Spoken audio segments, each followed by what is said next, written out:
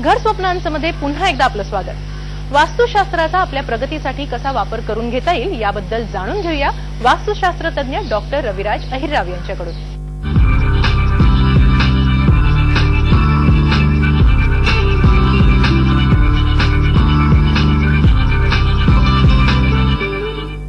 वास्तुशास्त्र प्रेमींना डॉक्टर रविराज अहिररावचा नमस्कार। वास्तुशास्त्र ऑफिस, जिथून तुम्ही तुमच्या व्यवसायाची सूत्र हलवतात, ती जागा किंवा त्या जागेचं वास्तुशास्त्र सुद्धा खूप महत्वाचं आहे। किंबहुना मी असं म्हणेन की वास्तुशास्त्र ऑफिसचं योग्य असेल तर निश्चितच तुमच्या व्यवसायाला चार चांद लागणं किंवा व्यवसायात खूप मोठ्या प्रमाणावर यश मिळणं हे निश्चित शक्य असतं। ज्याप्रमाणे दुकानांचं वास्तुशास्त्र या सदरात मी प्रवेशद्वार आणि व्यवसायाचा संबंध याची जी सांगड घातली होती ती वास्तुशास्त्र ऑफिसच्या संदर्भात सुद्धा लागू पडते।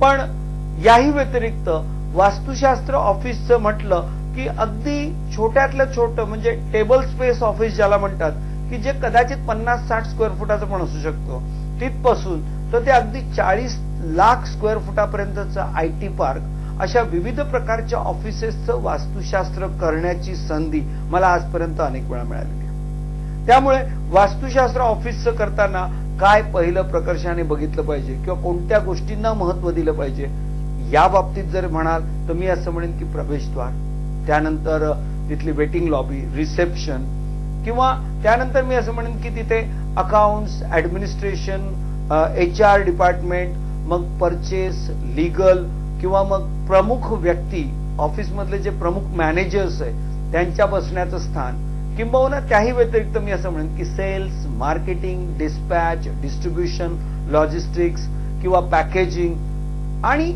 अन्य बेसिकली मी असं म्हणेन की हाऊसकीपिंग वगैरे या सगळ्या जे डिपार्टमेंट्स, अगदी एवढंच नव्हे तर तुमचा कॉम्प्युटर सर्व्हर कुठे असला पाहिजे, UPS बॅटरी इन्व्हर्टर कुठे असलं पाहिजे, या सगळ्या गोष्टींची पाहणी केली पाहिजे।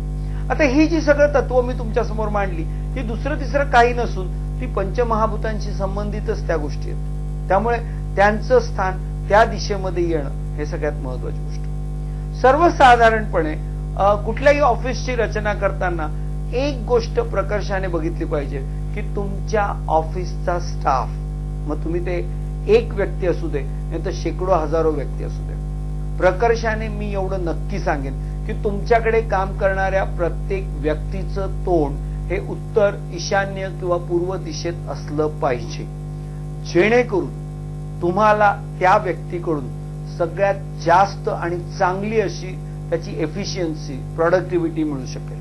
सगळ्यात महत्वाची गोष्ट म्हणजे प्रसन्न वातावरणात प्रसन्न मानसिकता, आणि प्रसन्न मानसिकतेमधून उत्कृष्ट कार्यक्षमता निर्माण होत असते। त्यामुळे एकीकडे तुम्ही ऑफिस करताना ऑफिसचं इंटेरियर आणि इंटेरियरच्या माध्यमातून तिथे चांगलं वातावरण निर्माण करण्याचा प्रयत्न करतात, पण त्याहीपेक्षा महत्वाची गोष्ट म्हणजे वास्तुशास्त्राच्या माध्यमातून तुम्ही जेव्हा ऑफिसची रचना कराल तेव्हा खऱ्या अर्थाने निसर्ग तत्वांच्या माध्यमातून किंवा निसर्ग ऊर्जेच्या माध्यमातून तुम्हाला प्रसन्न वातावरण मिळेल आणि त्यातून निश्चितच तुमचं ऑफिस प्रसन्न वातावरण आणि त्यातून उत्कृष्ट कार्यक्षमता हे निश्चित मिळू शकेल। या अनुषंगाने खास करून मी असं म्हणेन की तुमच्या स्टाफची रचना झाली, मग देवघराचं प्रातिनिधिक स्वरूपातलं ईशान्यमधलं स्थान, जलतत्वाचं ईशान्यमधलं स्थान, शिवाय अग्नीशी संबंधित काही गोष्टी आग्नेय दिशेमध्ये, खास करून कॅन्टीन किंवा टी व्हेंडिंग मशीन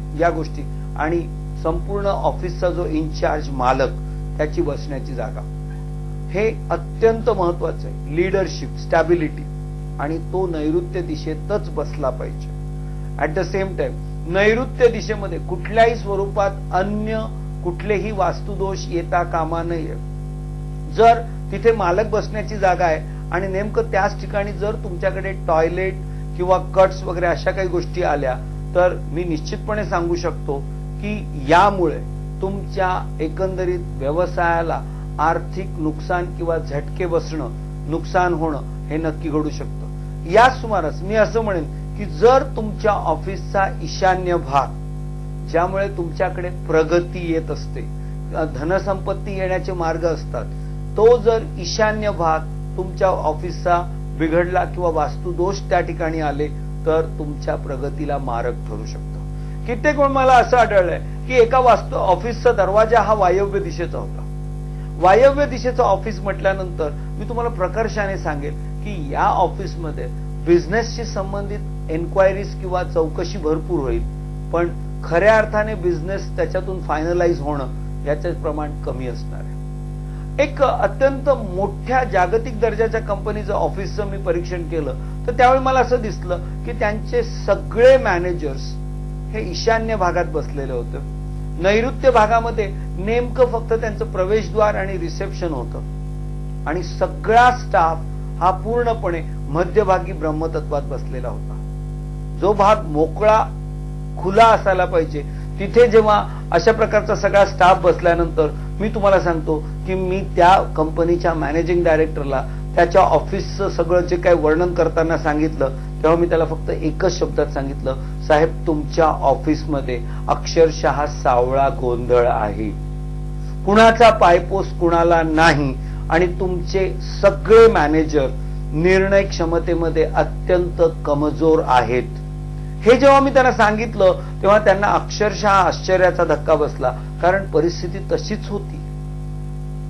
कुठल्याही स्टाफला कुणाबद्दल आदर बिलकुल नव्हता. एकमेकाचे पाय खेचणं आणि सगळे मॅनेजर्स हे नेतृत्वहीन अशा प्रकारचेच होते आणि याचं कारण ते सगळे ईशान्य भागात बसले होते आणि त्यामुळेच ते अत्यंत कमजोर, निर्णय क्षमतेमध्ये कमजोर असणं स्वाभाविक होतं. त्यामुळे अशा ठिकाणी आता ऑफिसला म्हणजे या सगळ्या गोष्टी बदलणं शक्य नव्हतं, पण त्याला केवळ उपाययोजनांच्या माध्यमातून पॉझिटिव्ह करणं हेच त्यासाठी उपाय होता.